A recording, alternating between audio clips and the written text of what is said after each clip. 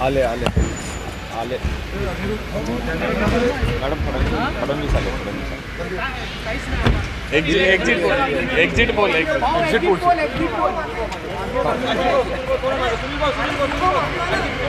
Bike सुरू होता। देवेंद्रजी, मतदान पार पडलेलं आहे, जनतेचा कौल काय राहील, काय अपेक्षा आहे, काय अंदाज आला? असं आहे की महाराष्ट्रामध्ये